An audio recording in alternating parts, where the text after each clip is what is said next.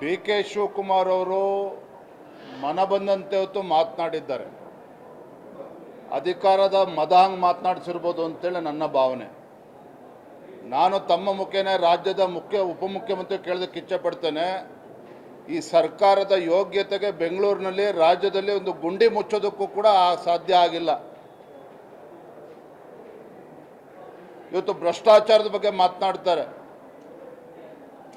D K Shivakumar ಅವ್ರಿಗೆ ನಾನು ಒಂದು ಕಿವಿ ಮಾತನ್ನು ಹೇಳ್ತೇನೆ, ಬಹುಶಃ ನಿಮ್ಮ ಬಾಯಲ್ಲಿ ಭ್ರಷ್ಟಾಚಾರದ ಬಗ್ಗೆ ಮಾತನಾಡದೇ ಇದ್ರೆ ಒಳ್ಳೆಯದು. ರಾಜ್ಯದ ರಾಜಕೀಯ ಇತಿಹಾಸದಲ್ಲಿ ಭ್ರಷ್ಟಾಚಾರದ ಪಿತಾಮಹರು ಯಾರು ಅಂತ ಹೇಳಿದ್ರೆ ಡಿ ಕೆ ಶಿವಕುಮಾರ್ ಅವರು. ನಿಮ್ಮ ಕಾಂಗ್ರೆಸ್ ಪಕ್ಷದಲ್ಲಿ ಕೇಳಿದ್ರೆ ಹೇಳ್ತಾರೆ, ಯಾರ ಹೆಸರು ಹೇಳಬೇಕು ಅವ್ರನ್ನ ಹೇಳ್ತಾರೆ. ಹಾಗಾಗಿ ನಿಮ್ಮ ಬಾಯಲ್ಲಿ ಭ್ರಷ್ಟಾಚಾರದ ಬಗ್ಗೆ ಮಾತನಾಡದೇ ಇದ್ರೆ ಒಳ್ಳೆಯದು.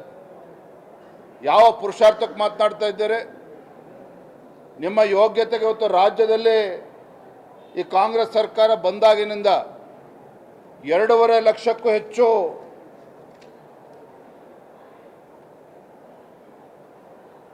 ಹುದ್ದೆಗಳು ಹಾಗೆ ಉಳ್ಕೊಂಡಿದ್ದಾವೆ.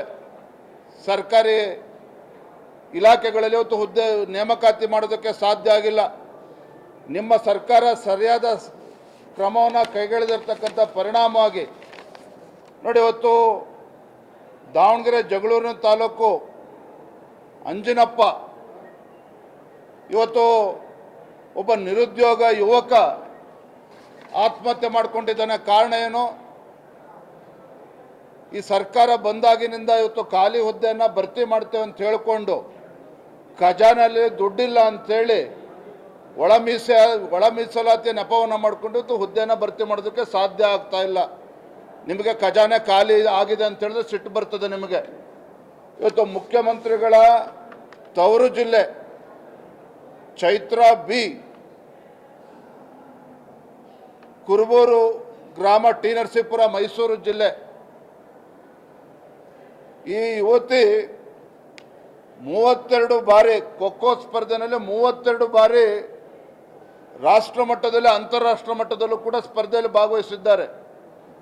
ಇತ್ತೀಚೆಗೆ ಅಂತಾರಾಷ್ಟ್ರೀಯ ಮಟ್ಟದಲ್ಲೂ ಕೂಡ ದೇಶಕ್ಕೆ ಒಂದು ಒಳ್ಳೆಯ ಹೆಸರನ್ನು ತರುವಂಥ ಕೆಲಸ ಚೈತ್ರ ಬಿ ಮಾಡಿರುವಂಥದ್ದು. ಈ ನಾಚಿಕೆಗೇಡಿನ ಕಾಂಗ್ರೆಸ್ ಸರ್ಕಾರ ಮಾಡಿರೋದೇನು ಗೊತ್ತಾ? ಅಂಥ ಒಂದು ಪ್ರತಿಭೆ ಇರ್ತಕ್ಕಂಥ ಯುವತಿಗೆ ಅಕ್ಕಪಕ್ಕ ರಾಜ್ಯದವರು ಆ ರಾಜ್ಯದ ಆ ಹೆಣ್ಣುಮಕ್ಳು ಏನು ಖೋಖೋ ಸ್ಪರ್ಧೆಯಲ್ಲಿ ಭಾಗವಹಿಸಿದ್ರು ಅವ್ರಿಗೆ 1 ಕೋಟಿ 2 ಕೋಟಿ ಒಂದು ಪ್ರಶಸ್ತಿನ ಕೊಟ್ಟಿದ್ದಾರೆ. ಈ ಲಜ್ಜೆಗೆಟ್ಟ ಕಾಂಗ್ರೆಸ್ ಸರ್ಕಾರ ಕೇವಲ 5 ಲಕ್ಷ ಕೊಟ್ಟಿರುವಂಥದ್ದು.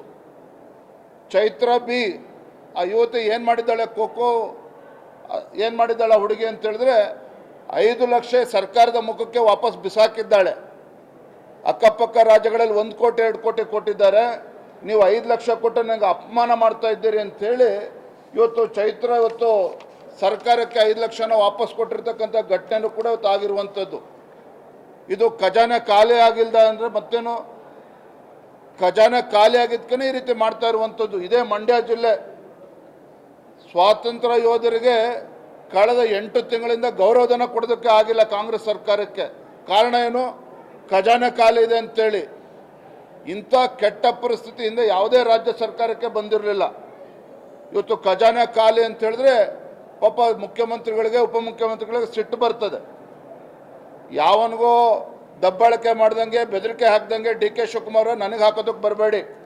ನಾನೊಬ್ಬ ಜನಪ್ರತಿನಿಧಿ ಇದ್ದೇನೆ, ಒಂದು ರಾಷ್ಟ್ರೀಯ ಪಕ್ಷದ ರಾಜ್ಯದ ಅಧ್ಯಕ್ಷನೂ ಕೂಡ ಇದ್ದೇನೆ.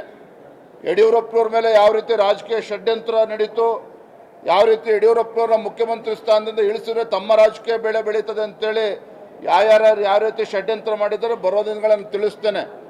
ಆದರೆ ಡಿ ಕೆ ಶಿವಕುಮಾರ್ ಅವರು ಒಂದು ಜವಾಬ್ದಾರಿ ಸ್ಥಾನದಲ್ಲಿ ನಿಂತ್ಕೊಂಡು ವಿರೋಧ ಪಕ್ಷದವರು ಎತ್ತಿರ್ತಕ್ಕಂಥ ಪ್ರಶ್ನೆಗೆ ಉತ್ತರ ಕೊಡ್ತಕ್ಕಂಥ ತಾಕತ್ತಿದ್ರೆ ಬಂದು ಸದನದಲ್ಲಿ ಮಾತನಾಡಲಿ. ಈ ರೀತಿ ದಬ್ಬಾಳಿಕೆ ಬೆದರಿಸತಕ್ಕಂಥ ಕೆಲಸ ಮಾಡುವಂಥ ಅವಶ್ಯಕತೆ ಇಲ್ಲ.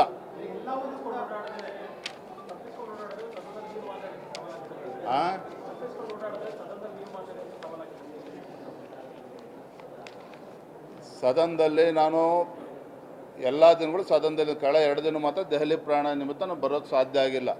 ನಾ ಡಿ ಕೆ ಶಿವಕುಮಾರ್ ಅವರಿಂದ ಸದನದಲ್ಲಿ ಎಷ್ಟು ಜನ ಇರಬೇಕು ಅವರಿಂದ ಪಾಠ ಕಲಿಯೋಂಥ ಅವಶ್ಯಕತೆ ಇಲ್ಲ. ನನ್ನ ಬಗ್ಗೆ ಮಾತನಾಡ್ಬೇಕಾದ್ರೆ ನಾಲ್ಗೆ ಮೇಲೆ ಬಿಗಿ ಹಿಡಿದು ಮಾತನಾಡಲಿ.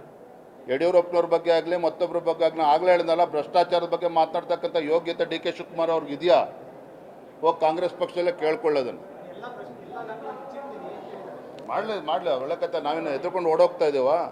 ನಾನು ಹೇಳಿದ ಒಬ್ಬ ಜನಪ್ರತಿನಿಧಿಯಾಗಿ ರಾಜ್ಯದ ಭಾರತೀಯ ಜನತಾ ಪಾರ್ಟಿ ಅಧ್ಯಕ್ಷನಾಗಿ ಏನು ಬಿಚ್ಚಿಡ್ತಾರೋ ಬಿಚ್ಚಿಡಲಿ. ಇವ್ರ ಹಣೆ ಬರ ಏನು ಅಂತೇಳಿ ಇಡೀ ದೇಶದ ಜನತೆಗೆ ಗೊತ್ತಿದೆ. ಅವರಿಂದ ಪಾಠ ಕಲಿಯೋ ಅವಶ್ಯಕತೆ ವಿಜೇಂದ್ರನಿಗಿಲ್ಲ. ಎಲ್ಲ ಶಾಸಕರೆಲ್ಲ ಡಿನ್ನರ್ ಪಾರ್ಟಿಯೆಲ್ಲ ಹೋಗಿದ್ದಾರೆ.